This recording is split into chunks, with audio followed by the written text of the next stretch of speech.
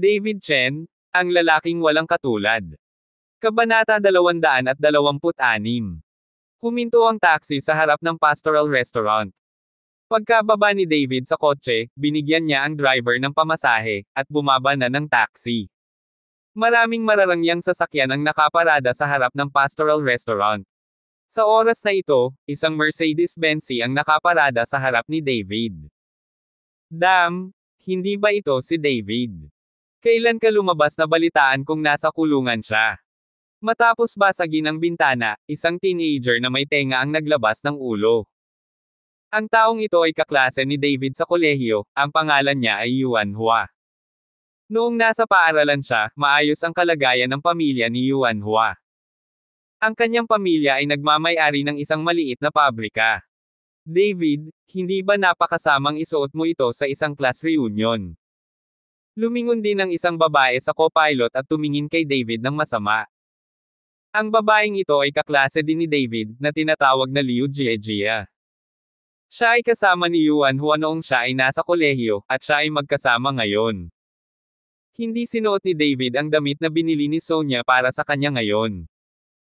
Bagamat napaka-importante ng suit na iyon, parating awkward si David na suotin iyon, at hindi ito kasing comfortable gaya ng dati niyang casual na damit. Okay, kakalabas lang niya sa kulungan, buti na lang may damit siya, I think this is the best in his family. Pagkatapos magsalita ni Yuan Hua, pagkatapos ay parada ang sasakyan, bumaba siya sa kotse at tumingin kay David, sino ang nagpaalam sa iyo tungkol sa class reunion na ito? Wala akong matindaan na may tumatawag sa'yo. Wala ako dito para sa ilang class reunion. Pagkatapos magsalita ni David, naglakad siya patungo sa Pastoral Restaurant. Hindi ako pumunta sa party, dito ka pa magdi-dinner. Mukhang hindi ka makakain dito. I'm better admit it, narinig mo bang may class reunion at kumain ka? Hindi nahihiya, lahat sila ay klase walang dapat ikahiya, ang pagkain na ito ay iniimbitahan ni Jiang Wenjing. Narinig kong galing din sa klase namin si Delia. Si Delia na ngayon ang batang lola ng pamilya Xiao, kaya may pagkakataon akong kumain kasama siya. Hindi masyado. Pinigilan ni Liu Jiejia si David at Ninishan. Liu Jiejia, nakalimutan mo na ba, or are you faking it, na si Delia ay ex-girlfriend ni David, pero ngayon ay batang lola na siya ng pamilya Xiao, kumusta na ang mukha ni David para makita siya? Tumaas ang isang kilay ni Yuan Hua, kakaibang sabi ni Yin at Yang. Nako, kung iisipin ko, parang si Mr. David ang nadala sa kulungan. Xiao! Kung pupunta ulit siya sa class reunion, hindi siya maintindihan ni Mr. Xiao at pinapasok siya, then it's not worth it. No wonder hindi siya naglakas loob na sumali. Tumabi si Liu Jiejia, pumasok ka, humanap ng lugar para maglupasay, at kapag tapos na tayong kumain, kukunin mo ang mga natira. Nang makitang tinutuya siya ni na Liu Jiejia at na Yuan Hua, biglang ngumiti ng mapait si David, halika, pupunta ako sa class reunion kasama ka. Alam niyang nililigawan siya ng 2 taong ito. Sa kasong ito, nais din ni David na makita kung gaano kalakas ang kanyang mga kaklase. Nang makitang hindi nakayanan ni David ang pananabik at naloko, ngumiti sina Liu Jiejia at Yuan Hua sa isa't isa. Ang dahilan kung bakit sinubukan nilang imbitahan si David ay para year-on siya sa class reunion, para mag-iwan ng magandang impresyon kay Delia. Ngayon si Delia ay ang batang may bahay ng pamilya Xiao, at ang kumpanya ni Yuan Hua ay nagtatrabaho sa pamilya Xiao, kaya umaasa siyang makakuha ng higit pang mga proyekto mula sa pamilya Xiao sa pamamagitan ni Delia. Dinala ng 2 si David sa kahon, at nang bumukas ang pinto, nakita nilang 7 o 8 tao ang nakaupo sa loob, kasama na si Jiang Wenjing, na gumagamot sa mga bisita. Wazi, kayong 2 ay huli na, at kayo ay mapaparusahan ng 3 tasa mamaya. Balita ko bumili ka ng Mercedes-Benz. Nakakamangha. Nagmaneho ka ng Mercedes-Benz noong bata ka pa. Talagang magkasama kayo ni Liu Jiejia, akala ko maghihiwalay na kayo pagkatapos ng graduation. Pagkapasok, maraming tao ang sumunod kay Yuan Hua para kumustahin, paano ngayon si Yuan Hua ay isang munting boss. Kabanata 227. David, bakit ka nandito? Kumunat ang noo ni Jiang Wenjing matapos makita si David. Ilang oras ang nakalipas, pagkatapos bugbugin ni David si Fu Wei at ilang iba pa, naging mas tapat si Jiang Wenjing. Naku, nakasalubong namin siya sa labas, kaya sabay kaming tumawag. Anyway, magkaklase tayo, at kilala natin siyang lahat. Sabi ni Yuan Hua na may mahinang ngiti. Sa oras na ito, natagpuan ng lahat si David sa likod ni Yuan Hua. Sa pagtingin sa kasuotan ni David, lahat ay nagpakita ng kaunting paghamak sa kanilang mga mata. Isang batang lalaki lamang ang tumayo at medyo nasasabik na nagsabi, "Kuya Chen, kailan ka lalabas?" Nang maliwanag na alam din ng batang ito ang tungkol sa pagkakulong ni David. "Gazi, nandyan ka rin ba?" Medyo nagulat si David nang makita niya ang batang ito. Ang pangalan ng batang ito ay Chen Erga, kaklase din siya ni David, at nakatira siya sa parehong dormitoryo kasama si David. Dahil magkaparehas sila ng apelyido ni Chen, maganda ang kanilang relasyon. Gayunpaman, noong siya ay nasa paaralan, ang kalagayan ng pamilya ni Chen Erga ay hindi masyadong maayos, at siya ay madalas na nailigtas ni David, kaya hindi inaasahan ni David na sasali si Chen Erga sa muling pagkikita ng klase. Kung tutuusin, nagbago ang kalikasan ng kasalukuyang class reunion. Ito ay pinatakbo ng mayayaman at ito ay pasikat. "Kuya Chen, ilang taon na kitang hindi nakikita. Miss na kita, bilasan mo, umupo ka." Hinailan ni Chen Erge si David para maupo sa tabi niya, at pagkatapos ay tuwang-tuwang nagtanong, "Kuya Chen, lumabas ka na, huwag mong sabihin sa kapatid mo, lilinisin ko ang alikabok para sa iyo. Ilang araw lang akong lumalabas. Masyadong magulo kaya hindi kita inistorbo." Bahagyang ngumiti si David, at bumuti ang kanyang kalooban. Noong una ay nangako siya kay Yuan Hua na dadalo sa class reunion, para lang makita kung gaano kasnob ang mga kaklase, para masampal niya ang mga ito, pero ngayong nakita niya si Chen Erga, naramdaman ni David na tama siya. Kumakain sa mesa na may mga bilanggo sa labor reform, malas ba talaga siya? Nagbulungan ng ilang kaklase, pero narinig ng lahat. Siyempre, si David ay hindi exception. Binigyan niya ng malamig na tingin ang kaklase, ngunit hindi siya nagalit, habang ang ibang mga kaklase ay nakatingin kay David nang nakangiti. Mukhang nahihiya si Chen Erga, at dali-daling hinayla si David at sinabing, "Kuya Chen, kalalabas mo lang, nakahanap ka na ba ng trabaho?" "Hindi pa." Umiling si David. "Bakit hindi mo ako sinundan? Mayroon akong maliit na pangkat ng mga kontratiste sa ilalim ng aking utos. Ako ang kapitan. Bagamat mahirap ang trabaho, paano ako kikita ng 3 o 500 yuan sa isang araw?" Ang dahilan kung bakit dumating si Chen Erga upang lumahok sa party na ito ay upang umasa sa relasyon sa mga kaklase at makipag-ugnayan sa mga kawani ng engineering. "Erga, ang pangulo ng ating kagalang-galang na unyon ng mag-aaral, gagawin mo ba ang magaspang na gawain sa iyo? Tinatawag ka rin bang contract labor team? Ikaw din ang kapitan ng motherfucker, at may ilang migranteng manggagawa sa ilalim ng kanyang utos. Feeling mo ba napakayabang mo?"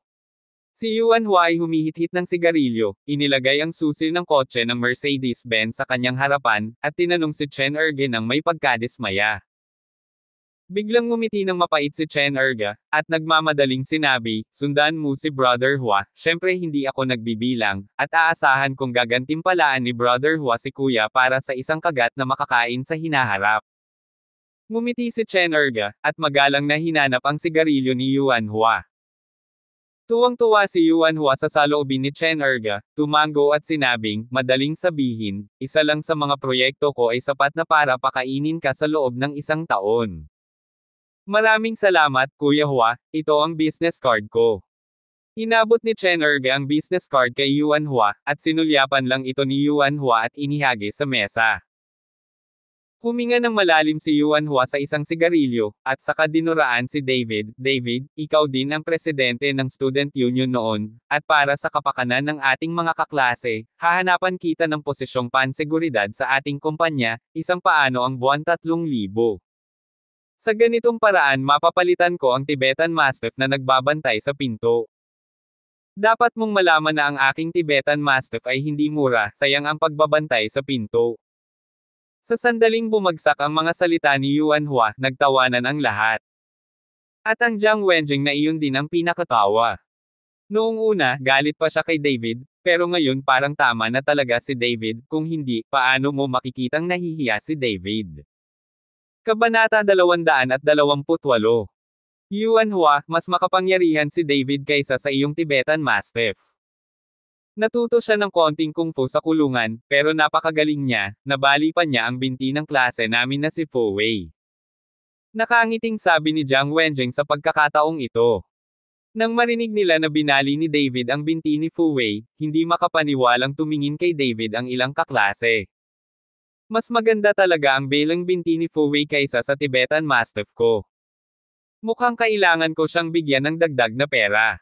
Tumingin si Yuan Hua kay David at malamig na ngumiti. Maniwala ka man o hindi, nabali ko rin yang binti mo.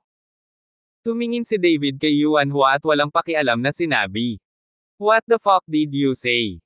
Say something else if you have the ability. Nang marinig ito ni Yuan Hua, tumayo siya at kumuha ng bote ng alak, pinandilatan si David at nagtanong. Kuya Hua, huwag kang magalit, nagbibiro si Kuya Chen. Nang makitang galit si Yuan Hua, nagmamadaling tumayo si Chen Erge para pigilan siya at sinabing ayos lang siya. Wazi, ito ay Hangpo Street. Ang buong kalye ay sakop ng Tiger Lord, at ang pastoral restaurant na ito ay pag-aari din ng Tiger Lord. Gumagawa ka ng gulo dito, mag-ingat na huwag masaktan ang Tiger. Si Yuan Hua ay naakit ng isang kaklase. Anong kinatatakutan mo? Pinsan ko ang manager nitong pastoral restaurant. I can do anything I want here. Sabi ni Yuan Hua sabay tingin. Nang marinig ang sinabi ni Yuan Hua, lahat ng mga kaklase ay nagseselos. Nakakamangha talaga si Wazi, at mayroon siyang napakalakas na pinsan. Sa ganitong paraan, ang pinsan na si Wazi ay isang tao ni Lord Tiger, at ang posisyon na ito ay hindi karaniwan. Ngayon, gamaan na ang pakiramdam ko. Sa Wazi dito, maaari tayong maglakad ng patagilid. Pinuri ng lahat si Yuan Hua, ngunit malungkot ang mukha ni Yuan Hua. Sa hinaharap, kung pupunta ka ulit sa Hangfu Street, kung may mangyari, tawagan mo ako, at maaari kong ayusin ang lahat para sa iyo. Dito rin gaganapin ang kasal namin ni Jia. Lahat ay darating para sumuporta. Talagang pupunta tayo. Lahat ng mga kaklase ay tumanggo ng husto, at naunawaan din ni Jiang Wenjing kung bakit siya inirerekomenda ni Yuan Hua na pumunta dito para sa isang class reunion. Mukhang hindi gaanong magastos ang pagkain na ito, at maaaring libre ito. Sa pag-iisip nito, tuwang-tuwa si Jiang Wenjing. Sa oras na ito, tinawag ni Lin Chanho si David at hinintay si David. Nang makitang hindi pa dumarating si Lin Chanho, gusto niyang tumawag at magtanong. Mr. Chen, nandito ka na ba? Tanong ni Lin Chanho sa mahinang boses. Maghintay. Dalawang salita lang ang sinabi ni David at ibinaba ang telepono. Kuya Chen, sinong tumatawag, may tatawagan ka ba? Kung meron, go. Si Chen Erge ay naghahanap ng hakbang para kay David. Sinaktan ni David si Yuan Hua. Kung mananatili siya, walang silbi. Ayos lang, tumatawag si Lin Chanho. Ibinaba ni David ang telepono. Lin Chanho. Natigilan si Chen Erge at naramdaman na pamilyar ang pangalan, ngunit saglit na hindi niya ito maalala, ngunit hindi nagtagal ay naalala ito ni Chen Erge at nagtanong, iyan ba ang may-ari ng pastoral restaurant na ito, si Lin Chanho? Dapat siya ay. Tumango si David. Ang dahilan kung bakit hindi sigurado si David ay dahil hindi niya talaga alam kung ano ang iba pang mga pag-aari sa ilalim ng pangalan ni Lin Chanho, ang alam lang niya ay si Lin Chanho ang namamahala sa Juyitang. Ngunit ang pag-iisip tungkol sa isang malaking bulwagan, kung walang industriya sa ilalim ng pangalan, talagang walang paraan upang umunlad, kaya hindi nakakagulat na si Lin Chanho ay may isang restaurant sa ilalim ng kanyang pangalan. Puff! Hahaha! Pinagtatawanan mo ako. Sabi mo tinawag ka ni Lord Tiger, tapos hiniling mo kay Lord Tiger na maghintay. Walang ganoong bagay na nagpapanggap kang mapilit. Magpapanggap akong mas magiging ganito sa hinaharap. Uminom lang ng tubig si Yuan Hua at nag-spray. Nagtawanan din ang iba pang mga kaklase, at pinaikit ni Liu Jie ang kanyang mga mata kay Dan Peng at sinabing, sa tingin ko ay napakabuti mo. Natatakot ako na hindi mo pa nakikita ang mukha ni Lord Tiger. How dare you say na tinatawag ka ni Lord Tiger? Sa mga taong ito, si Jiang Wenjing lang ang nakakaalam na nakilala ni David si Lin Chanho sa kasal ni Delia. Ngunit ano ang relasyon ni na David at Lin Chanho, hindi niya alam. Kabanata 229. Nagsisi si Chen Erge sa itinanong niya, at tumingin kay David nang may paghingi ng tawad, pero hindi naman gaanong nagbago ang mukha ni David. Langgit ngot. Sa sandaling ito, itinulak ang pinto ng kahon, at pumasok si Delia na nakasuot ng magandang damit at mataas na takong, na tila isang hiyas. Nandito ba si Delia? Lalong gumaganda. Mahal ang damit ni Delia, di ba? At itong chain at hikaw. Siyempre, isa siyang mayamang binibini, at iba ang pananamit niya sa atin. Nang makitang dumarating si Delia, maraming kaklase ang tumayo at naghiyawan, na ikinatuwa rin ni Delia. Sa bagay, mura naman ang outfit niya, at peke ang alahas. Sinipa siya ni Jordan at binawi ang lahat ng ibinigay niya, kasama na ang wedding room sa Pine Bay. Kung hindi, hindi uulan sa gabi. Pumunta kay David para muling magkaisa. Sa pagkakataong ito, pagdating ko sa class reunion, espesyal na inihanda ni Delia ang ilang mga peke. Alam niyang nasa dilim pa ang mga kaklase na ito, at hindi niya alam na sinipa siya ni Jordan. Napatayo ang lahat ng kaklase nang makita si Delia, si David lang ang nakaupo at humihigop ng tsaa. David. Natagpuan din ni Delia si David na nakaupo sa oras na ito, at biglang nagulat. Walang nagsabi sa kanya na dadalo si David sa class reunion. Delia, si Yuan Hua ang nakilala ni David at tinawag silang magkasama, huwag tumigil. Nang makita ang nagulat na ekspresyon ni Delia, si Jiang Wenjing ay sumugod at binigyan si Delia ng isang kamay, pagkatapos ay bumulong sa tainga ni Delia. Bulong, nandito ang taong ito sa tamang panahon, hayaan mong ipahiya ang sarili sa harap ng mga kaklase, para mailabas niya ang galit. Jiang Wenjing, huwag kang magpalinlang. Pinandilatan ni Delia si Jiang Wenjing at pinayuhan si Jiang Wenjing. Hindi alam ni Delia kung ano ang pagkatao ni David ngayon, ngunit alam niya na ang mga tao sa paligid ni David ay malalaking tao, kahit ang pamilya Xiao ay hindi maikukumpara sa malalaking tao. Natigilan sandali si Jiang Wenjing, at hindi makapaniwalang tumingin kay Delia, hindi maintindihan ang ibig sabihin ni Delia. Sa pagkakataong ito, naglakad si Delia sa gilid ni David, saka itinulak si Chen Erge na nakaupo sa tabi ni David at sinabing, umalis ka na, uupo ako sa tabi ni David. Mabuti. How dare Chen Erge offend Delia, nagmamadali siyang tumango at bumangon.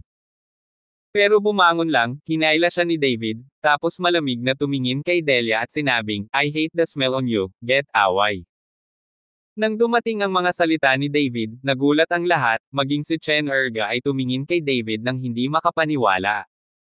Ngayon si Delia ang binibini ng pamilya Xiao, how dare he talk to Delia like this? David, kamusta ang usapan nyo? Ganyan kayo mag-usap ni Delia. Maniwala kayo o hindi, sinira na kita. Nang makita ito, napagtanto ni Yuan Hua na ito ay isang magandang pagkakataon para makakuha ng pabor kay Delia, at agad na umungol kay David. Ngunit pagkatapos, ang reaksyon ni Delia ay lampas sa inaasahan ng lahat. Nakita kong tumingin si Delia kay Yuan Hua at malamig na umungol, tumahimik ka, may sasabihin ka rin ba kay David?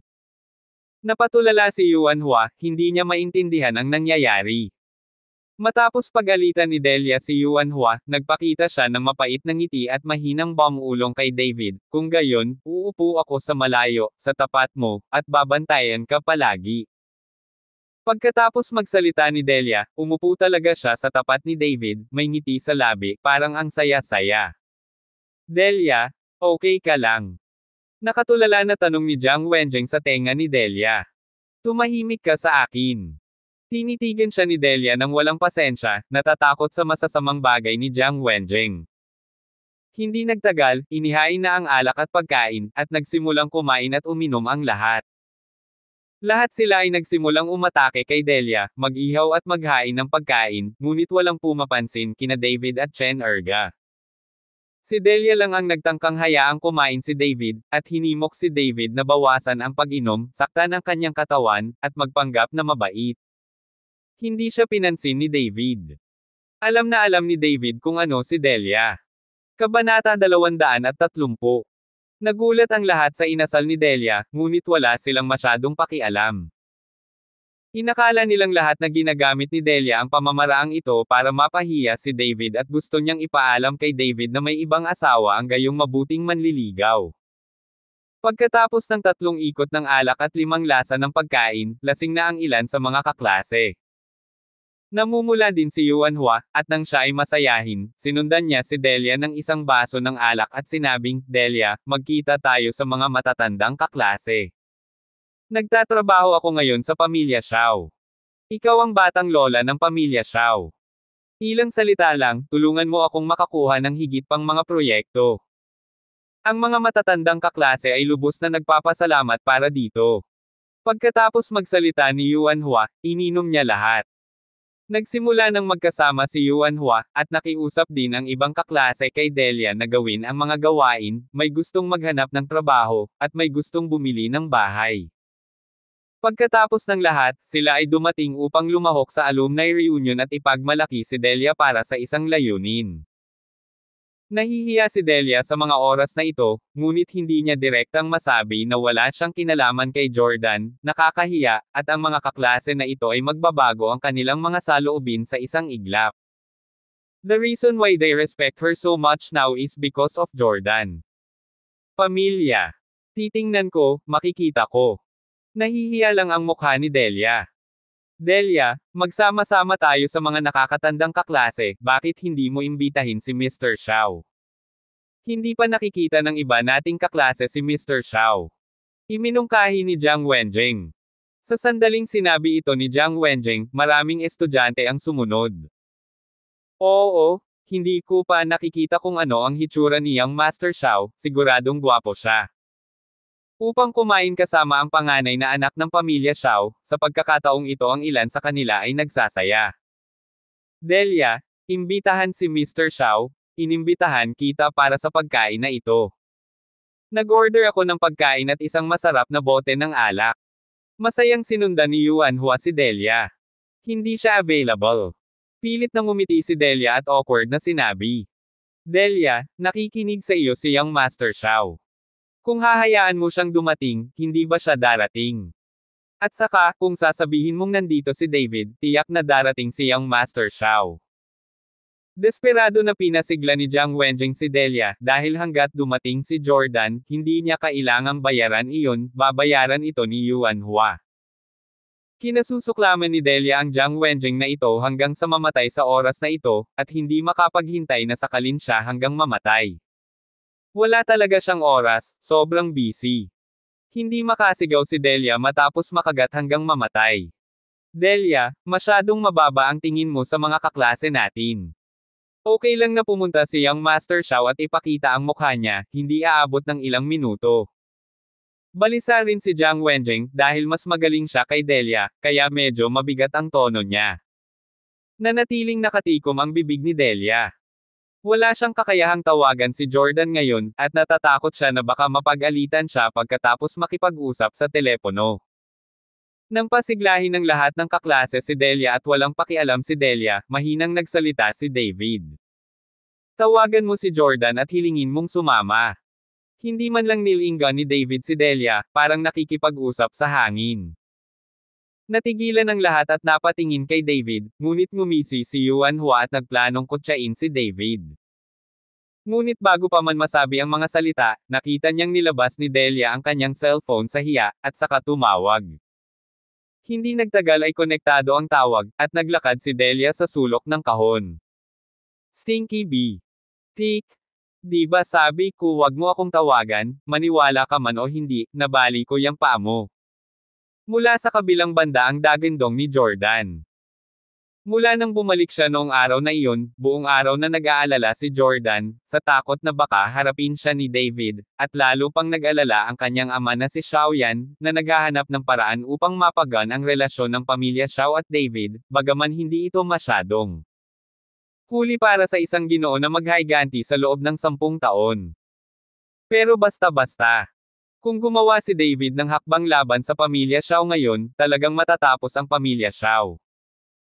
Ang malalaking lalaki tulad ni Gu Wentian at Lin Chanho ay parehong iginagalang si David, kaya ano ang kanilang pamilya Xiao. Sa isang salita lang mula kay David, malapit nang bumagsak ang pamilya Xiao. Jordan, I'm attending a class reunion, sana makapunta ka rin.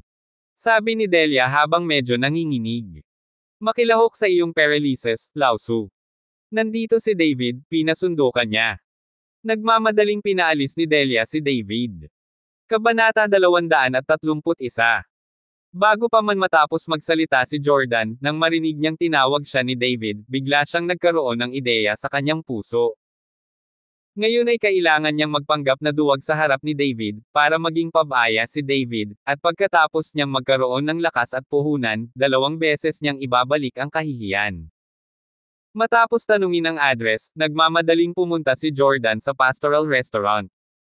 Darating siya. Bumalik si Delia sa kanyang upuan at bumulong kay David. Si David ay hindi nagsalita, ang kanyang ekspresyon ay walang pakialam, habang si Yuan Hua ay nakatingin kay David ng ganoon, at ang mga sulok ng kanyang bibig ay umangat, ano ang iyong pagpapanggap na isang malaking buntot na lobo? Habang naghihintay sa pagdating ni Mr. Xiao, iiyak ka, at kakaladkarin mo ako. Huwag mong hilahin. Hindi ko alam kung maiiyak ako, pero ikaw. Tumingin si David kay Yuan Hua at malamig na ngumiti. Anong sabi mo? Iiyak ako. Paiiyakin kita ngayon. Sabi ni Yuan Hua, at dinampot muli ang bote ng alak. Yuan Hua, baliw ka ba, ilagay mo sa akin ang bote ng alak. Nang makita ito, natakot si Delia kaya dali-dali niyang sinigawan si Yuan Hua. Delia, anong kinatatakutan mo sa lalaking ito? Kahit na natutunan niya ang ilang mga trick sa bilangguan, huwag matakot sa kanya. Ito ang teritoryo ni Lord Tiger, at hindi siya maglakas loob na gawin iyon. Sa harap ng eroplano, sinabi niya ng may mapanuksong mukha, David, hindi ka ba magaling? Maaari mong baliin ang binti ni Fu Wei. Ngayong nandito na ako, maglakas loob ka bang hawakan ito? Na-snap. Pagkatapos magsalita ni Yuan Hua, sinampal siya ni David. Direktang pinaypayan si Yuan Hua, natanggal ang magkabilang ngipin, at agad na namamaga ang kalahati ng kanyang mukha. After a long life, this is the first time I come to let myself be spanned. Is this funk comfortable?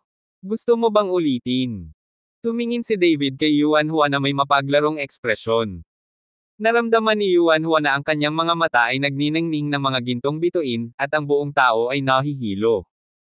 Yuan Hua, okay ka lang.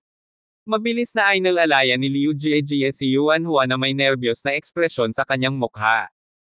Kuya Chen, paano mo nagagawa to? Grabe naman. Si Chen Erge ay mukhang nalilito, medyo nagulat. David, nababaliw ka na ba? Paano mo maaatake si Yuan Hua? Tama, kaklase mo rin, ginagawa mo talaga, hindi bagay. Teka, hindi ka makakaalis dito, mamaya ka na lang mag-ayos. Sunod-sunod na pinuna ng maraming kaklase si David. Putok. Biglang hinampis ni David ang mesa, at nahulog ang isang piraso ng matigas na marmol na mesa. This time, natigilan ang lahat at tikom ang bibig. Kadadating lang ng Yuan Hua na iyon at hiniling na bugbugin ko siya. Bulag ba kayong lahat? Pinagmasdan ng mga mata ni David ang karamihan. Walang nagsalita, at naging kakaiba ang ekspresyon ng lahat. Oo, si Yuan Hua ang nagayos, bakit mo sinabing David? Tumayo si Delia at tinulungan si David na magsalita. Napatingin ng mga kaklase na ito kay Delia at natigilan. Hindi talaga nila naintindihan kung anong kanta ang kinanta ni Delia. Si Yuan Hua, na nagising, bahagyang nakasimangot, sinulyapan si Delia, at pagkatapos ay galit na tumingin kay David. David, you fucking dare to hit me, hindi kita papaalisin sa kwartong ito ngayon, pagbigyan mo ako. Sabi ni Yuan Hua, isasara na sana niya ang pinto at hahanapin ang kanyang pinsan. Kuya Chen, humingi ka agad ng tawad, kung hindi mauna na kami. Hinailan ni Chen Erga ang manggas ni David at nag-aalalang sinabi. Erga, maupo ka, bibigyan kita ng pagkakataon. Bahagyang ngumiti si David kay Chen Erga. Nang isara ni Yuan Hua ang pinto para lumabas, biglang itinulak ang pinto ng kahon, at si Jordan ay pawis na pawis. Nang makita ni Yuan Hua si Jordan, dali-dali siyang ngumiti at binati, "Young Master Xiao, naghihintay ka, mangyaring maupo." May papuri na ekspresyon sa mukha ni Yuan Hua, pinaupo niya si Jordan, habang ang iba pang mga kaklase ay tumayo din at binati sila ng nakangiti. Pero hindi sila pinansin ni Jordan, ni hindi man lang tumingin kay Delia, diretso ang tingin niya sa harapan, at nang makita niya si David, bahagyang nanginag ang katawan niya, at mabilis siyang naglakad. Kabanata 232. Mr. Chen? Balita ko hinahanap mo ako, nandito lang ako. Lumapit si Jordan kay David at magalang na sinabi. Boom!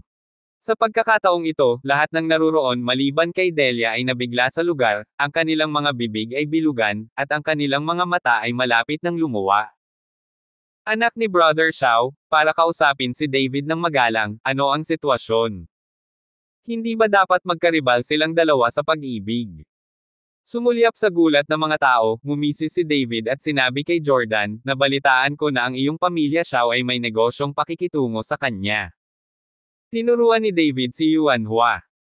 Sumulyap si Jordan kay Yuan Hua, at pagkatapos ay tiningnang mabuti ang namamaga na kalahating mukha ni Yuan Hua, na may hula, kaya sinabi niya, "Mr.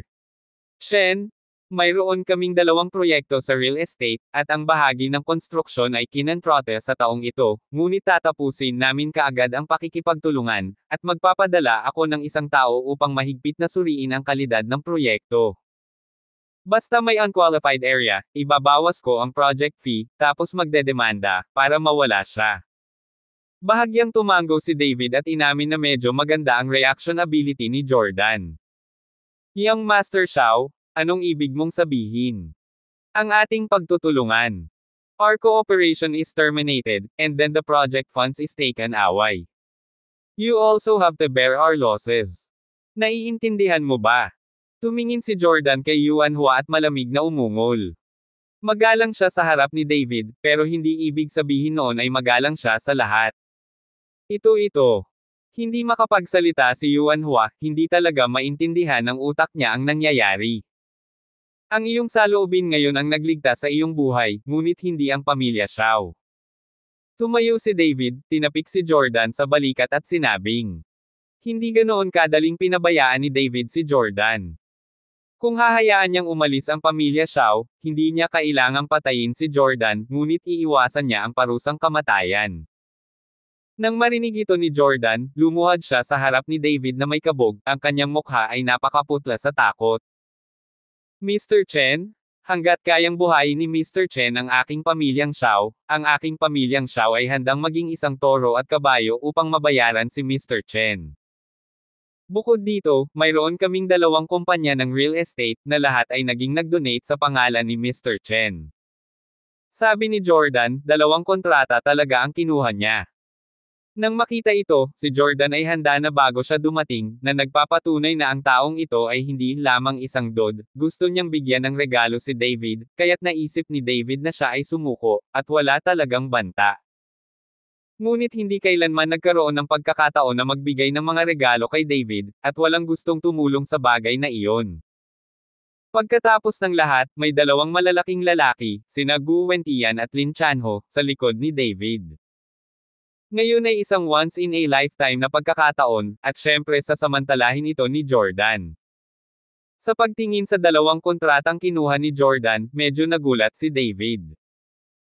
Ang pamilya Xiao ay nagsimula sa real estate, at ngayon ay ibinigay na nila ang parehong kumpanya ng real estate kay David. Natatakot ako na ang katayuan ng pamilya Xiao sa Horendel ay bumagsak.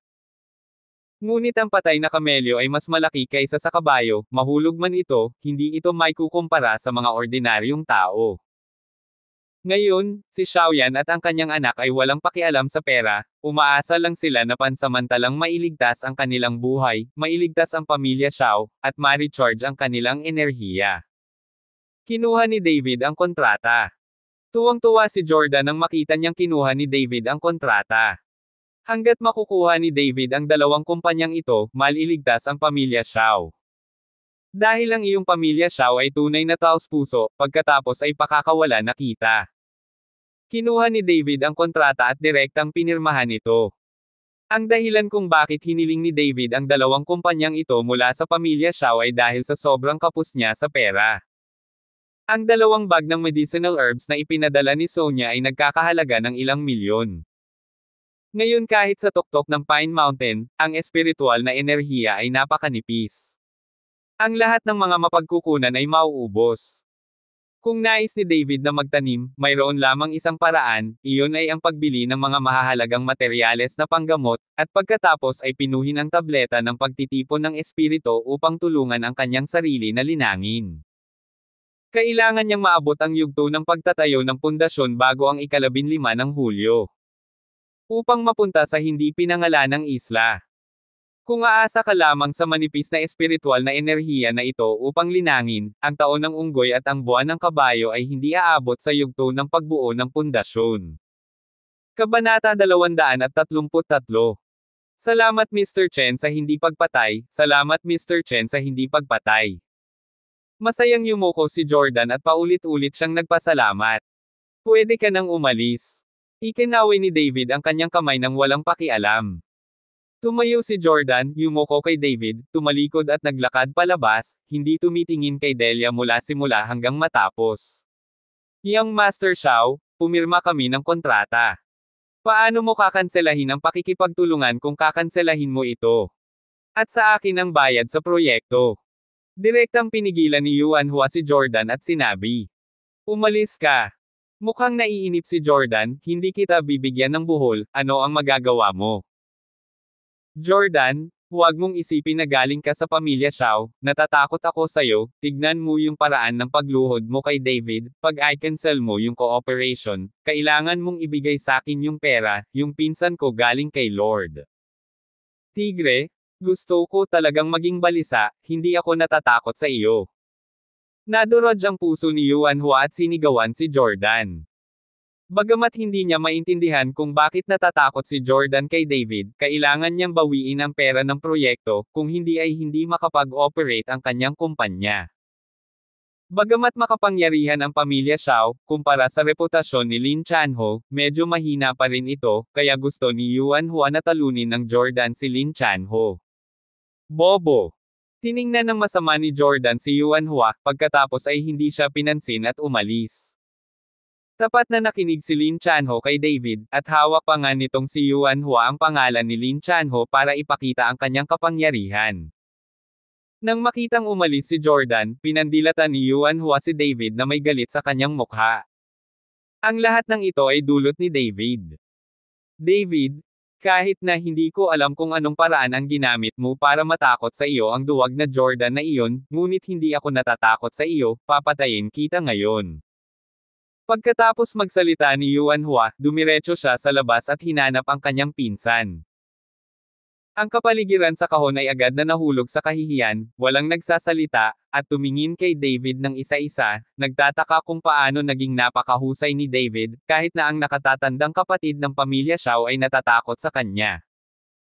Tanging si Jiang Wenjing lamang ang tumingin kay Delia na may kaunting pagdududa sa kanyang mukha. Delia, nakipaghiwalay ka ba sa Jordan na iyon, hindi ba ito ang batang may bahay ng pamilya Shao? Sa sandaling sinabi ni Jiang Wenjing, lahat ng mga kaklase ay tumingin kay Delia na may nagtatanong na mga mata. Namula ang mukha ni Delia sa kahihiyan. Ngunit ngayong dumating na ang usapin, hindi na niya ito maitatago kung gugustuhin niya, kaya ang tanging magagawa niya ay ang kanyang ulo. Damn it, sabi ko bakit ngayon ka lang nagsalita para kay David. Sinipa ito ni Jordan.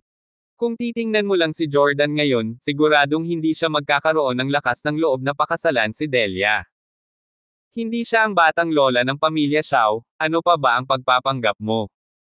Nang makitang inamin ito ni Delia, agad na nagpakita ng matinding sama ng loob ang lahat. Kung si Delia ay walang pagkakakilanlan ng batang lola ng pamilya Shao, siya ay wala, at kung sino ang pabor sa kanya.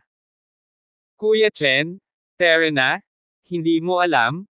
Makapangyarihan talaga ang Tiger Lord na iyon, pumapatay ng tao nang hindi kumukurap. Kahit na si Chen Erga ay nabigla na si David ay maaaring matakot sa kanya ni Jordan, ngunit ngayon si Yuan Hua ay pumunta sa kanyang pinsan, at ang kanyang pinsan ay mula sa Lin Chanho, siya ay natatakot na si David ay saktan si Lin Chanho at mapatay ni Lin Chanho. Nang makita ang takot na hitsura ni Chen Erga, bahagyang ngumiti si David, nakita mo na ba si Lin Chanho? Hindi. Umiling si Chen Erga. Dahil hindi ko pa ito nakita noon, paano ko malalaman na pumapatay siya nang hindi kumukurap? Nakangiting sabi ni David. Prison Chen? Ilang taon ka nang nakakulong, hindi mo alam kung ano ang nangyayari sa labas. Sinundan ni Tiger Lords Juyitang ang Chilonggang ni Feng Sihai para brutal na patayin ito, at mahigit 20 katao ang namatay sa isang pagkakataon. Halos lahat ng tao sa lungsod ay alam ang tungkol dito. Sabi ni Chen Erge na may takot sa kanyang mga mata. Huwag kang mag-alala, magiging okay ako dito. Nakangiting tinapik ni David ang balikat ni Chen Erga, at pagkatapos ay ibinato ang 2 kontrata sa paglilipat sa harap ni Chen Erga, tulungan mo ako sa 2 kumpanyang ito. Ingatan mo yan, wala akong oras sa sarili ko. Kabanata 234. Natigilan sandali si Chen Erga. Chen, kapatid na Chen, hindi ito magagawa, at hindi ko rin ito aayusin. Kung hindi ka matututo, sino ang ipanganganak? Itinulak ni David ang kontrata sa mga kamay ni Chen Erga, sa hinaharap, kung ituwid mo ang iyong likod, tatawagan ka ng lahat na Presidente Chen. Si Chen Erga ay may hawak na 2 kontrata, nanginginig ang kanyang mga kamay, namumula ang kanyang mukha, at napakasaya ng kanyang puso. Sa oras na ito, pinagpapantasyahan niya ang eksena ng tinawag siya ng iba na Presidente Chen. Napatingin dito ang ibang kaklase, namumula ang mga mata, at lahat ay namamatay sa inggit. Ang 2 kumpanya ng real estate ay may daan-daang milyong ari-arian. Sa isang kisap mata, si Chen Erga ay naging CEO ng daan-daang milyong kumpanya. Ang ilang mga kaklase ay nagsimulang magsisi, nang hihinayang na hindi sila naging kasing galang kay David mula pa noong una bilang Chen Erga. Kung ganoon ang kaso, marahil ay maaari silang makakuha ng ilang mga benepisyo. Sa sandaling ito, biglang bumukas ang pinto ng kahon, at pumasok ang isang binata na naka-white shirt at nakaitim na suit, na sinundan ng ilang security guard. Pinsan, sinaktan ako ng lalaking ito, gusto mo akong ipaghiganti? Tinuro ni Yuan Hua si David at sinabing. Ang pinsan na si Yuan Hua ay malamig na sumulyap kay David, at pagkatapos ay sinabi kay Yuan Hua, siya lang ba? Sinulyapan ni Yuan Hua ang ilang mga kaklase, na sa sobrang takot ay lumayo sila kay David. Si Chen Erga ay nahihirapan din sa oras na ito, nanginginig ang kanyang mga paa sa takot, ngunit sa huli ay hindi pa rin siya kumikibo. At ang batang katabi niya, ibigay mo sa akin, damn it. Galit na galit si Yuan Hua nang makita niya si Chen Erge na nakaupo pa rin sa tabi ni David. Napakaswerte mo, itong 2 mukhang unggoy lang ang bumugbog sayo. Tinapik ni pinsan Yuan Hua ang ulo ni Yuan Hua at galit na nagmura. Sinabi ni Yuan Hua na may mukha na puno ng mga hinaing, pinsan, ang taong ito ay nakalabas lang sa bilangguan at natuto ng ilang mga trick, ngunit hindi ko siya matatalo. Sigaw. Nasa daan pa. Nang marinig ito ng pinsang si Yuan Hua, biglang tumaas ang gilid ng kanyang bibig, kuya, saang direksyon ito? Akala ng pinsan na si Yuan Hua, noong nasa kulungan si David, nakikigulo lang siya sa lipunan. Pinsan, Art siya. Girlfriend niya ito at pinaglalaroan ito ni Jordan. Nang magalit siya, hinampas niya ng laryo si Jordan at nakulong ng 3 taon. Nagmamadaling nagpaliwanag si Yuan Hua sa kanyang pinsan. Ang tanga ko. May ganun ba? Natigilan sandali ang pinsan na si Yuan Hua, at pagkatapos ay tumawa siya, mukhang malas ang batang ito, ngunit kung maglakas loob siyang talunin ang aking pinsan, hindi ito magiging 3 taon sa bilangguan. Napakadali. Pagkatapos magsalita ng pinsan na si Yuan Hua, bigla siyang naglabas ng bote ng alak at binasag ito sa ulo ni David. Ano? Nang makita ito ng ilang mahiyaing babae, lahat sila ay nag-cheer. Takot na takot si Chen Erge na namutla ang kanyang mukha, ngunit nang makitang madudurog na si David, naggat ang mga ngipin ni Chen Erge, tumayo at pinulot ang dumi. Pero bago pa siya makagalaw, nakita niyang sinuntok siya ni David na kanina pa nakaupo. Ang pinsan na si Yuan Hua ay sinuntok sa tiyan, at ang buong tao ay lumipad ng patiwarik. Dahil sa matinding sakit, yumuko ang pinsan ni Yuan Hua, nakakatakot ang kanyang mukha. Pinsan, ayos ka lang ba? Nagmamadaling inalalayan ni Yuan Hua ang kanyang pinsan at nagtanong. Ibigay mo sa akin, patayin mo siya. Umungol ang pinsan na si Yuan Hua, at nang makita ito ng ilang security guard, sumugod sila na may dalang rubber sticks. Kuya Chen, bilasan mo, nakaaway ko sila. Kinuha ni Chen Erga ang stool at umakyat para salubungin siya. Ngunit nang malapit nang umakyat si Chen Erga at ang mga security guard, isang figure ang dumaan, at pagkatapos ay bumagsak silang lahat sa lupa, napaungol sa sakit. Ang mga taong ito ay pawang mga nasasakupan ni Lin Chanho, at sila rin ay sarili niyang mga nasasakupan, kaya hindi pumatay si David, kung hindi, paano mamamatay ang mga taong ito. Kabanata 235. Sa pagtingin sa eksena sa harap nila, lahat ay natigilan, at si Yuan Hua ay mas natulala. Masyadong makapangyarihan itong si David, ilang tao ang hindi kayang talunin siya. Hindi inaasahan ng pinsan na si Yuan Hua na magiging ganoon kalakas si David, kaya tiniis niya ang sakit at sinabing, pumunta ka at anyayahan si Lord Tiger. Hindi nagtagal, may pumunta para imbitahan si Lin Chanho. Nang marinig nilang darating si Lin Chanho, kinabahan ang lahat ng mga kaklase. Bagamat hindi nila ito bagay, ang pangalan ni Lin Chanho ay nagpang-inig din sa kanila sa takot. Kuya Chen. Si Chen Erga, na may hawak na stool, ay tumingin kay David at sumigaw. Erga, natatakot ka ba? Tanong ni David na medyo nakangiti. Kinagat ni Chen Erga ang kanyang mga ngipin at umiling, dahil naabot natin ito, walang dapat ikatakot, ang malaking bagay ay ipaglaban ang iyong buhay. Ngumiti si David at walang sinabi. David, darating si Lord Tiger, patay ka na, puputulan kita sa libu-libong piraso. Nang marinig ni Yuan Hua na inimbitahan niya si Lin Chanho, biglang naging masaya ang kanyang puso. Naghihintay ako. Pagkatapos magsalita ni David, umupo siya ng tuwid na may napakalmadong ekspresyon sa mukha. Sa kabilang banda, si Lin Chanho ay naghihintay kay David sa ikatlong palapag, ngunit hindi niya nakita si David ng mahabang panahon, at hindi siya nang ahas na tumawag muli upang himukin siya, kaya naghintay na lamang siya. Master Tiger, may nangyari sa ibaba. May nanggugulo sa box at binugbog si Kuya Biao. Isang waiter ang sumugod sa isang kahon sa ikatlong palapag at sinundan si Lin Chanho. Dam, sinong naglalakas loob na pumunta sa restaurant ko para manggulo? Galing ba ito sa Chilonggang? Nang marinig ito ni Lin Chanho, agad siyang tumayo at nagmamadaling bumaba. Ewan ko, nabalitaan ko na ang lakas ay napakalakas. Sagot ng waiter. Kumunat ang noo ni Lin Chanho. Kung napakalakas niya, halatang pupunta siya dito para manggulo. Ngayon, bukod sa Chilonggang, walang nang ahas na guluhin ang kanyang teritoryo. Ilang araw pa lang natalo si Feng Zihai, kaya hindi ito nagdulot ng gulo sa pagkakataong ito. Imposible. Hindi nagtagal, inabot ni Lin Chanho ang kahon sa ikalawang palapag at sinipa ang pinto. Nang malapit na siyang magmura, nakita niya si David na nakaupo sa isang sulyap, at pagkatapos ay nagulat si Lin Chanho. Master Tiger, siya. Nagpumiglas ang pinsan na si Yuan Hua na tumayo, at may sasabihin sana kay Lin Chanho, ngunit nakita niyang hindi man lang siya nilinggan ni Lin Chanho, at dir-diretsong naglakad patungo kay David. Nang makita si Lin Chanho na naglalakad patungo kay David, ngumiti si Yuan Hua, David, hintayin mo lang na patayin ka ni Lord Tiger.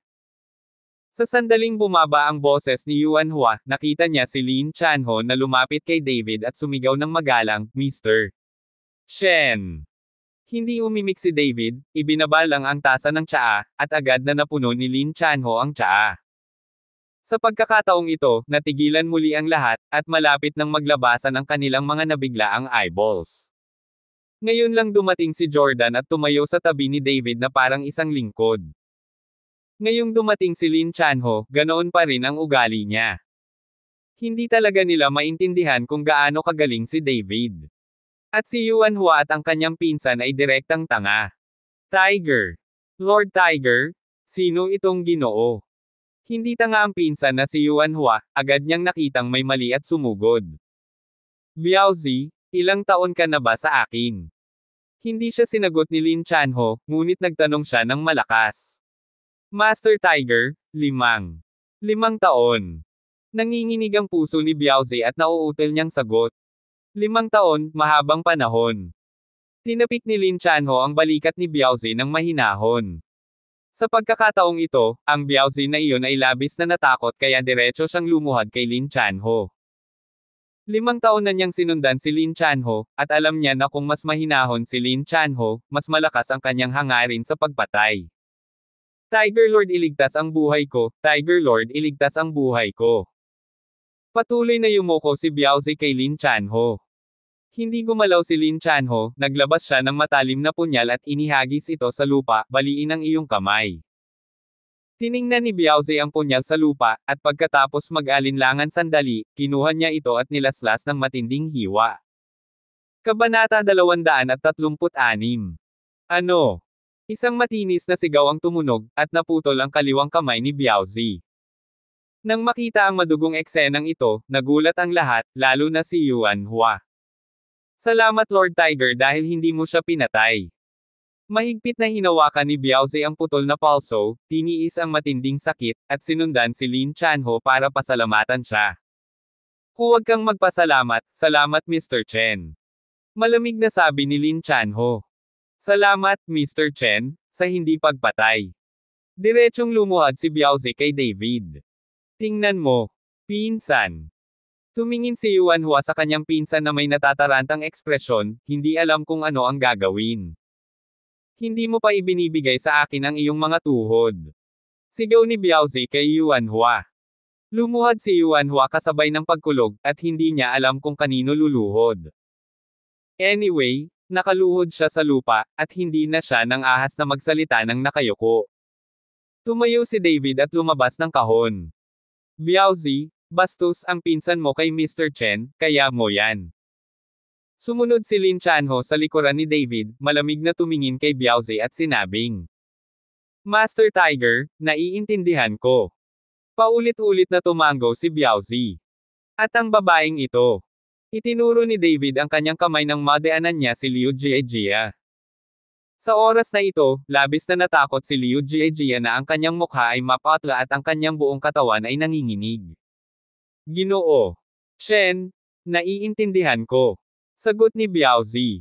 Sinulyapan muli ni David ang kahon. Ang lahat ng mga kaklase na iyon ay isa-isang lumiit ang kanilang mga katawan, at ang kanilang mga puso ay puno ng takot at panghihinayang, lalo na si Jiang Wenjing, na nagtatago sa likod ng iba, at ang kanyang pantalon ay natakot kaya kami ay nabasa. Sa huli, ang mga mata ni David ay nahulog kay Chen Erga, at ngumiti siya kay Chen Erga, Gazi, magsikap ka, naniniwala ako sa iyong kakayahan, kung may isang bagay na hindi mo kayang hawakan, mahahanap mo si Lin Chanho. Mabilis na nag-react si Lin Chanho, at agad na sinabi kay Chen Erga, Brother Gazi, kung may gagawin ka, ay report mo lang ang pangalan ko. Si Chen Erga ay natulala na sa mga oras na ito, at patuloy na tumatango ang kanyang ulo. Umalis sina David at Lin Chanho, nagnganga si Biaozi ng kanyang mga ngipin at hinayaan si Yuan Hua at Liu Jiejia na makaladkad palabas, at maya-maya ay may mga hiyawan sa labas, nagsalita si Lin Chanho, si Biaozi ay hindi nang ahas na manloko. Sa oras na ito, lahat ng nasa kahon ay puno ng panghihinayang at gustong sampilan ang kanilang sarili ng malakas. Kung hindi nila kinukutya si David noon at makapagsalita para kay David, baka mabago nila ang kanilang buhay. Ang Erga ay isang halimbawa. Sa kahon sa ikatlong palapag, tanging sina David at Lin Chanho ang naroon. Sa panahong ito, mayroon bang balita tungkol kay Feng Zihai? Hindi ka ba humingi ng gulo? Tanong ni David. Umiling si Lin Chanho, hindi iyon totoo, ang kanyang Panginoong Shenlong ay hindi madaling mahanap. Humph! Ngumisi si David, kahit na walang silbi na mahanap ang kanyang lolo, hindi karapat-dapat na banggitin si Master Guo sa aking paningin. Natural iyon, natututo ang Hallmaster ng walang kamatayang sining. Agad siyang sinimulan ni Lin Chanho na pambabola. Okay, huwag barilin. Ngumiti si David at inilabas ang pinagsama-samang tableta sa kanyang katawan, may pil ako dito. Pagkatapos mong kainin ito, tataas ang iyong lakas, at pagkatapos ay hindi mo magiging kalaban si Feng Zihai. Ito ay nawala. Nang matagpuan ni Lin Chanho ang tableta, puno ng kuryosidad ang kanyang mukha. Ang pil na ito ay hindi hihigit sa laki ng isang hinlalaki. Sa pagtingin sa kadiliman, magkakaroon ba ito ng ganoong lakas? Palace Master, anong uri ng gamot ito, napakalakas? Tanong ni Lin Chanho. Ito ay tinatawag na Julie pill, huwag maliitin ito, ang mga panggamot na materyales na ginamit sa tabletang ito ay magiging milyon-milyon. Napakamahal. Nagulat si Lin Chanho, at walang pag-aalinlangan, kinain niya ng diretso ang gathering pill. Hindi nagtagal, nakaramdam ng init at komportable si Lin Chanho sa kanyang tiyan, at may init na dumadaloy sa kanyang katawan. Sa oras na ito, biglang naramdaman ni Lin Chanho na ang kanyang lakas ay tumaas at gusto niyang magbulalas. Nakita rin ni David ang ibig sabihin ni Lin Chanho, at bahagyang ngumiti, may bakuran ka ba rito? Maaari mong subukan ito. Oo. Agad na dinala ni Lin Chanho si David sa likod bahay. Kabanata 237. Sa likod bahay, mayroong isang malaking bato na may ilang mga salita na nakaukit, na binili ni Lin Chanho gamit ang pera. Bato ka ng suntok sa bato at tingnan mo. Tinuro ni David ang malaking bato at sinabing. Walang pag-aalinlangan, hinampis ni Lin Chanho ang bato ng walang awa na suntok. Mag-click. Sa ilalim ng suntok na ito, ang bato ay aktwal na nag-crack ng direkta mula sa gitna. Ito. Tumingin si Lin Chanho sa kanyang kamao, at ang buong tao ay nagulat. Ang kamao na ito ay maaaring pumutok ng mga bundok at bato, natatakot ako na ito ay may kapangyarihan ng 1,000 jin. Sa isang suntok ngayon, madali kang makapatay ng baka, kaya kung nasa harap mo ang matigas na qigang ni Feng Zihai, biro lang. Tandaan, sa harap ng ganap na lakas, walang matigas na qigang. Tinapik ni David ang balikat ni Lin Chanho at sinabing. Tuwang-tuwang sinabi ni Lin Chanho, Palace Master, mayroon ka pa ba? Bigyan mo pa ako ng 2. Pagkatapos ko lang kumain ng isang gathering pill, naging napakalakas ng kapangyarihan. Kung kumain pa ako ng 2, sulit pa ba? Inilibot ni David ang kanyang mga mata kay Lin Chanho at sinabing, hindi pa banggitin ang mga panggamot na materyales na kailangan para sa panggamot na tabletang ito ay napakamahal, at mahirap hanapin. Upang mapino ang panggamot na tableta, gumugol ako ng maraming espiritual na kapangyarihan, at gusto mo pa rin kumain ng 2 pa. Nang marinig ito ni Lin Chanho, napakamot siya sa kanyang ulo at nakangiting sinabi, masarap talaga ang tabletang ito ng gamot, kapag nakarating ito sa palengke, natatakot ako na libu-libong tao ang magugustuhan ito. Dapat mong malaman na ang buong tao ay martial arts na ngayon, at maraming tao ang gustong maging mga sinaunang tao. Ang martial artist, na hindi nag-aatubiling gumastos ng maraming pera upang kumonsulta sa master, at bumili ng iba't ibang mga auxiliary medicinal materials, ang dahilan kung bakit si Feng Zihai ay nakapag-apprentice kay Ye Fengchun, nabalitaan kung nagkakahalaga ito ng 200 milyon. 200 milyon. Hindi mapigilan ni David na lihim na magulat. Ang 2 bagay lang na natutunan ni Feng Zihai, kailangan pa ng 200 milyon. Maaaring agad na masira ni Lin Chanho ang kanyang tinatawag na matigas na qigang sa pamamagitan ng pagkain ng isa sa kanyang sariling mga tabletang panggamot. Hindi ba't mahigit 200 milyon ang halaga ng sarili niyang medicinal pill? Nagningning ang mga mata ni David, na para bang natuklasan niya ang paraan ng pera. Lin Chanho, kung bumuo ako ng ilang halamang gamot, maaari mo bang ibenta ang mga ito? Tanong ni David kay Lin Chanho. Palace Master, kung pinino mo ito, kakainin natin ito ng mabuti, bakit natin ito ibebenta? Kung kapos ka sa pera, mayroon tayong commercial street sa ilalim ng pangalan ng Juyitang, at maaari tayong kumita ng malaki sa isang taon. Hindi maintindihan ni Lin Chanho kung bakit magbebenta si David ng napakagandang tableta ng gamot. Kung ito ay binili ng isang kalaban, hindi ba't iyon ang gagawa ng gulo para sa aking sarili? Hindi ko ibinebenta ang gathering pill na ito, ang mga panggamot na materyales na kailangan para sa tabletang ito ay masyadong mahalaga, at kumakain din ito ng espiritual na kapangyarihan. Pinipino ko ang ilang simpleng maliliit na table task para sa pagpapabata, na maaaring tumutok at makapagpapalusog sa utak, magpahaba ng buhay, at magkaroon ng mahalagang tungkulin. Kaya nitong pabatay ng mga lalaki. Ipinaliwanag ni David kay Lin Chanho, at pagkatapos ay nagtanong, gaano kalaki ang pakinabang ng komersyal na kalye na iyon bawat taon. 200 milyon, ngunit dahil kailangan din ni Juyitang ng maraming pondo para mapanatili, 10 milyon na lang ang natitira. Nag-isip sandali si Lin Chanho at sinabing.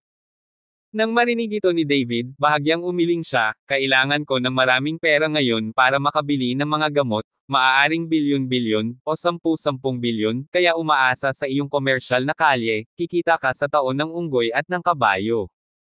10-10 bilyon. Huminga si Lin Chanho, Palace Master, bakit kailangan mo ng napakaraming pera? Walang itinago si David kay Lin Chanho, at sinabi ng totoo, kailangan ko ng espiritual na enerhiya para sa paglilinang, at kahit sa tuktok ng Pine Mountain, ang espiritual na enerhiya ay masyadong manipis, at walang paraan upang mapabuti ang aking lakas, kaya ako kailangan ng maraming mahalagang panggamot na materyales para dalisayan at tipunin.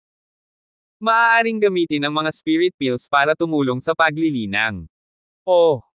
Tumango si Lin Chanho bilang pag-unawa ngunit bahagyang kumunat ang noo, natatakot ako na kahit ibigay ko sa iyo ang buong pamilya Su, hindi ako makakolekta ng ganoong kalaking pera. Anong ibig mong sabihin? Nakikita mo ba ako bilang isang lalaking gumagastos ng pera ng mga babae? Umirap si David. Hindi, paano natin? Ang Panginoon ng Dragon Sect, hayaan ang isang babae na panatilihin ito. Si Lin Chanho ay nagmamadaling umiling. Kabanata 238. Sasabihin ko sa iyo ngayon na ang ilang mga medicinal materials ay ordinaryong medicinal materials, at hindi ito mahal. Maaari kang bumili ng isang batch para sa akin, at pipinuhin ko ang ilang maliliit na table tasks sa pagbabayad, at pagkatapos ay maaari mong ibenta ang mga ito. Kung magkano ang maaari mong ibenta, ikaw na ang magdedesisyon. Pagkatapos magsalita ni David, agad na hiniling ni Lin Chanho ang isang tao na magdala ng panulat at papel, handang i-record. Shanji, Kalalilis, Li Chi-kor, Si Ji-ching. Binanggit ni David ang higit sa 100 uri ng mga materyales, ngunit lahat ng mga ito ay karaniwang panggamot na materyales, na madaling bilhin at hindi mahal. Matatandaan mo kaya? Tanong ni David kay Lin Chanho pagkatapos niyang magsalita. Palace Master, isinulat ko ito. Ang mga ito ay karaniwang panggamot na materyales. Ang aming Horrendel Chinese Pharmacy ay mayroong mga ito, ngunit walang ganoong kalaking halaga. May ipapadala ako kay Yuncheng. May medicinal base doon. Lahat ng uri ng panggamot na materyales ay makukuha, at mura rin ang mga ito. Ito ay makakatipid sa iyo ng maraming pera. Alam ni Lin Chanho na masyadong maraming pera ang kailangan ni David, kaya sinimulan niya itong ipon, at hindi siya nang ahas na maging maluho. Yuncheng. Biglang naalala ni David na ang Yuncheng, ilang daang milya lamang sa timog kanluran ng Horrendel, ang may pinakamalaking base ng materyal na panggamot sa bansa. Halos lahat ng Chinese herbal medicine sa bansa ay napalitan ng kamay sa pamamagitan ng Yuncheng at ipinamahagi sa iba't ibang lugar, kaya sa paglipas ng panahon, ang Yuncheng ay may ibang pangalan na Yaodo. Hindi ko alam kung may gamot na kailangan ko. Ang lahat ng kailangan ni David ay napakahalagang mga materyal na panggamot, at ang ginseng ng bundok at Ganoderma lucidum na kailangan upang pinuhin ang mga table tasks sa pagtitipon ng espiritu ay hindi sapat para sa higit sa 100 taon, hindi bababa sa 300 taon. Dapat mong malaman na ang bundok ginseng at Ganoderma lucidum na higit sa 300 taong gulang ay nasa tigang na kabundukan at kabundukan ng walang nakatirang mga bundok, kaya kakaunti ang maaaring anihin, at kung nais mong tipunin ang mga espiritu upang maisagawa ang pinakamataas na epekto, ikaw kailangang bulag na gumamit ng mga halamang gamot. Iyon ay Tianshan Snow Lotus. Mas mahirap makuha itong Tianshan Snow Lotus, kaya hindi maaaring magmadali si David. Maaari lamang siyang mag-ipon muna ng yaman, at pagkatapos ay gumamit ng mataas na kita upang bilhin ang mga bagay na ito. Pagkatapos ng lahat, may mga magigiting na lalaki sa ilalim ng mabigat na gantimpala. Palace Master, mayroong isang auction house sa Yuncheng, na dalubhasa sa pag-auction ng mga bihirang yaman na nakolekta mula sa iba't ibang lugar. Kabilang sa mga ito, mayroong pinakamahalagang materyales sa panggagamot. Magpapadala ako ng magpapansin. Kung may kailangan ang Palace Master, aabisuhan kita kaagad. Bulong ni Lin Chanho. Sa gayon, iyon lang ang mayroon dito. Tumango si David. Hindi siya nagtagal sa Pastoral Restaurant. Matapos ipaliwanag ito kay Lin Chanho, umalis si David at pumunta sa bahay ni Sue. Ang elixir na pinino para kay Ruben ay handa na, at kukunin ito ni David para kay Ruben. Bagamat wala pa siyang natatag na relasyon kay Sonia, tiyak na magiging biyenan niya si Ruben. Hindi naglakas loob si David na masyadong maliitin ang mga bagay para sa kanyang biyenan. Personal na dinala ni Lin Chanho si David sa villa ng pamilyang Su. Pagdating pa lang nila sa pinto ng villa, nakita ng dalawa ang isang itim na Audi na nakaparada sa pintuan. Ang plaka ay Hong A00001. Ang numero ng plaka ng lisensya ay mukhang napakakapansin-pansin. Damn it, hindi ba ito ang sasakyan ng number 1 ni Horrendel? Bakit nandito? Matapos makita ang plaka, hindi napigilan ni Lin Chanho na mapasigaw. Medyo naguluhan din si David, bakit sa pamilya Su napunta ang pinakamataas na pinuno ng Horrendel. Ngunit iniisip kung paano rin si Ruben ang pinakamayamang tao sa Horrendel, hindi imposibleng lumapit ang pinuno at may pag-uusapan. Saglit na nag-alinlangan si David, nag-iisip kung papasok ba o hindi, ngunit sa wakas ay bumaba ng kotse at pumasok. Pagkatapos nito, siya ay kanyang sariling asawa, kaya't hindi na kailangang pigilan. Bukod dito, maaaring maging kapaki-pakinabang ang pagkilala sa higit pang mga taong tulad nito pagdating. Pagpasok pa lang niya sa villa, nakita ni David si Sonia at isang kakaibang binata sa bakuran.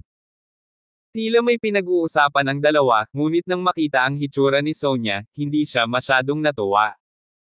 Ling Feng, huwag kang pumunta sa aking bahay sa hinaharap. Kung hindi mo alam, akala mo wala akong kinalaman sa iyo. Nakasimangot na sabi ni Sonia sa binata. Kabanata 239. Sonia, pumunta lang ako kay Uncle Su. Nabalitaan ko na siya ay may sakit, at dinala ko sa kanya ang 1,000 taong gulang na ginseng. Nag-effort ako para maibalik ito sa gamot. Sabi ni Ling Feng, gusto talaga niyang hawakan ang kamay ni Sonia. Sa sobrang takot ni Sonia ay nagmadali siyang bumalik at nagtago, ngunit tila ayaw sumuko ni Ling Feng. Paano ka tinuruan ng iyong mga magulang na gumalaw sa maghapon? Nang makita ni David ang tagpong ito, biglang bumangon ang kanyang galit. David. Nang makita si David na paparating, si Sonia ay may masayang mukha at nagmamadaling tumakbo patungo kay David. Nang makita ni Ling Feng ang hitsura ni Sonia nang makita niya si David, sumili ang puot sa kanyang mga mata, at binigyan niya si David ng masamang tingin, sino ka? Alam mo ba kung sino ako? Wala akong pakialam kung sino ka, kung sino man ang humawak sa asawa ko, kung sino man ang hahampasin ko. Pagkatapos magsalita ni David, naisipan niyang umakyat para bigyan ng 2 paa si Ling Feng. Ngunit nagmamadaling hinawakan ni Sonia si David, huwag muna, hindi ba niya ako hinawakan? Ngunit ang mga salita ni David ay nagpainit sa puso ni Sonia. Nalaman niyang mas gusto niya si David. Asawa mo. Agad na nanlaki ang mga mata ni Ling Feng, puno ng hindi makapaniwala ang kanyang mukha. Hindi ko asawa, asawa mo, gusto mo bang makita ang marriage certificate? Tumingin si David kay Ling Feng nang may pang-aalipusta at ninisyan. Napatulala si Sonia sa narinig. Hindi niya alam kung kailan siya nakakuha ng marriage certificate kay David, ngunit pagkatapos ng pag-iisip tungkol dito, alam niya na si David ang sadyang nagalit kay Ling Feng.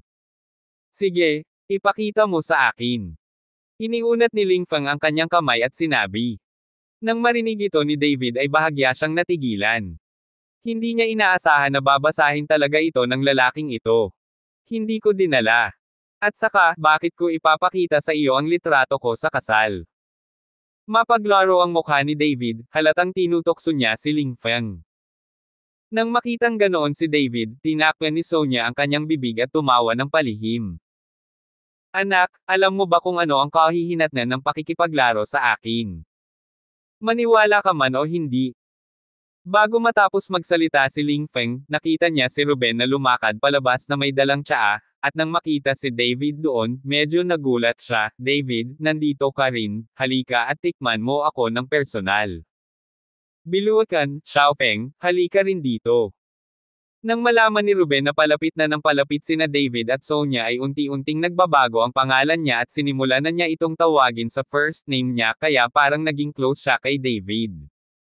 Masarap ang biluakin ng tatay ko, sabay na tayong uminom.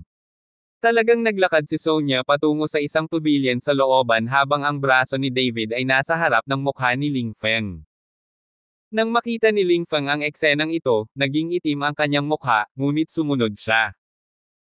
Maraming tao ang nakaupo sa pavilion, si Ruben ay nagbuhos ng ilang tasa ng tsaa mismo, at pagkatapos ay sinabi kay Ling Feng na nakangiti, Xiaofeng, ito si David, ang aking sakit ay pinagaling niya, kung hindi ay maaga akong umalis. Nakababa na. Tito Su, hindi ba ito ang asawa ni Sonia? Pareho silang may marriage certificate. Tanong ni Ling Feng kay Ruben. Asawa. Sertipiko ng kasal. Natigilan si Ruben, hindi niya alam ang tungkol dito, at hindi sinabi sa kanya ni Sonia. Nang makita ang ekspresyon ni Ruben, malamig na ngumiti si Ling Feng, pinatunayan ang kanyang hula. Hulaan na lang niya na nagsisinungaling si David sa kanya at sadyang magalit sa kanya. Hindi siya ikinasal kay Sonia, at wala rin siyang sertipiko ng kasal. Pare, nagbibiro si David. Nagmamadaling paliwanag ni Sonia kay Ruben. Huwag mong tingnan ang kasiyahan ni Ruben kay David, ngunit kung si Sonia ay maglakas loob na lihim na kunin ang sertipiko, tiyak na hindi papayag si Ruben, dapat alam mo na si Ruben ay isang napakatradisyonal na tao. Oh! Lamambat ang ekspresyon ni Ruben. Nang makita ito, tumingin si Ling Feng kay David na may malamig na ngiti, at binigyan si David ng isang mapanuksong tingin. Kabanata 240. Tito Su, nabalitaan kong masama ang pakiramdam mo kanina. Ang 1,000 taong gulang na ginseng na espesyal na dinala ko sa iyo mula sa Yuncheng, ang ganitong bagay ay mahirap makuha. Natanggap ko ito mula sa isang magsasaka sa bundok sa mataas na presyo. Nabalitaan ko na ang pagkain nito ay maaaring magpahaba ng buhay at maiwasan ang lahat ng sakit. Pagkatapos magsalita ni Ling Feng, inilabas niya ang isang napakapinong kahon mula sa kanyang katawan. Ang kahon ay nakabalot sa pulang tela at tinalian ng pulang lubad. Ang 1,000 taong gulang na ginseng ay espiritual. Kung hindi ito nababalot ng pulang tela at nakatali ng pulang lubad, malamang na ito ay tumakas. Paliwanag ni Ling Feng at ibinigay ang kahon kay Ruben. Xiaofeng, napakagalang mo. Masayang kinuha ni Ruben ang kahon at nagpatuloy, busy ba ang papa mo kamakailan? Gusto kong humanap ng oras para makasama siya, ngunit hindi ako nagkaroon ng pagkakataon. Tito Su, napaka-busy ng tatay ko kamakailan. Alam mo rin na may isang Hong Kong businessman na gustong mamuhunan sa Horrendale. Araw-araw siyang sinasamahan ng aking ama, ngunit sinabi ko sa aking ama ang tungkol sa pag-unlad ng lupain sa kanluran ng Sujiacheng. Inutusan na niya ang mga tao na simulan ang pag-aproba. Pagkatapos magsalita ni Ling Feng, hindi niya nakalimutang sumulyap kay David. Naniniwala siya na kapag narinig ito ni David, dapat niyang malaman ang kanyang pagkatao, at tiyak na papayuhan siya. Nang marinig ni Ruben ang mga salita ni Ling Feng, agad siyang tumawa ng masaya, Xiaofeng, Tio Su, maraming salamat. Kung mapapaunlad ang lupain sa kanluran ng lungsod ng pamilyang Su, hindi ka malilimutan ni Tio Su dahil sa kabaitang ito. Si Tito Su ay magalang, kaming lahat ay pamilya, ano ka magalang? Nang pinag-uusapan ni Ling Feng ang tungkol sa kanyang pamilya, sinadya niyang palakasin ang kanyang tono, at binigyan si David ng mapanuksong tingin. Kaya lang, hindi siya nilinggan ni David, kalmado ang mukha niya, at wala ni Katie Ting na sorpresa si David sa pagkakakilanlan ni Ling Feng. Nang makitang kalmado si David, medyo nagulat si Ling Feng. Nagulat siya na hindi pa rin maintindihan ni David ang pagkatao niya. President Su. Kinuha ni David ang mga pinong panggamot na tabletas at nagsalita. Ngunit sa sandaling ibukan niya ang kanyang bibig, si Sonia, na nasa tabi niya, ay binigyan siya ng isang matigas na twist at pinandilatan si David. Biglang nagising si David, at nagmamadaling binago ang kanyang mga salita, Tito, ang mga halamang gamot na dinalisay para sa iyo ay nagawa na. Hanggat kakain ka nito, magiging maayos ang iyong katawan. Ininom ni Ruben ang medicinal pill ni David, at ang kanyang excited na anyo ay mas masaya pa kaysa sa ginseng ni Ling Feng na 1,000 taong gulang. Kung tutuusin, alam ni Ruben ang kakayahan ni David, at ang elixir na pininom ni David ay hindi pagmamalabas para sabihin na ito ay isang elixir. Matapos inumin ang tableta ng gamot ay diretsyong nilunok ito ni Ruben. Nang makakita ng dark pill na nagpasaya kay Ruben kaysa sa sarili niyang 1,000 taong gulang na ginseng, agad na nagalit si Ling Feng. Tito Su, hindi ka naman mapapasaya ng tabletang maitim at hindi mad-ulash, di ba? Nakakain na ako ng ginseng sa loob ng libu-libong taon, ngunit mas mabuti ito kaysa sa tableta na hindi niya alam kung saan nanggaling. Medyo malungkot na sabi ni Ling Feng. Nang malapit nang magpaliwanag si Ruben, nakita niyang ngumisi si David, sino ang nakakaalam kung mayroon kang 1,000 taong gulang na ginseng o mga ugat ng damo. Nang marinig ni Ling Feng ang mga salita, biglang nagbago ang kanyang mukha. Anak, ano ang ibig mong sabihin? Gumastos ako ng higit sa 1,000,000 para bumili ng ginseng sa nakalipas na 1,000 taon. Paano ito magiging mga ugat ng damo? Balitaan mo na lang. Nang marinig ang sinabi ni Ling Feng, humagalpak ng tawa sina David at Sonia. Hindi nila inaasahan na talagang naniniwala si Ling Feng sa espiritualidad ng 1,000 taong gulang na ginseng at makakatakas siya. Bukod dito, paano makakabili ang 1,000,000 ng 1,000 taong gulang na ginseng? Dapat mong malaman na ang 100 taong gulang na ginseng na inihanda ni Sonia, Ganoderma lucidum, at iba pa, ay nagkakahalaga ng ilang milyon, at ang pill na pininom ni David ay nagkakahalaga ng higit sa 1,000,000. Anong pinagtatawanan mo? Sa tingin mo ba hindi ako marunong magsinungaling? Nagmamadali si Ling Feng. Ling Feng, hindi mo man lang tiningnan ang 1,000 taong gulang na ginseng noong binili mo ito. Ibinento mo ba ito ng direkta sa iyo? Sinubukan ni Sonia ang kanyang makakaya na pigilan ang kanyang ngiti at tinanong si Ling Feng. Abangan ang mga susunod pang kabanata ng David Chen, ang lalaking walang katulad. For more updates, please subscribe to my YouTube channel and don't forget to like and share. Thanks for your support.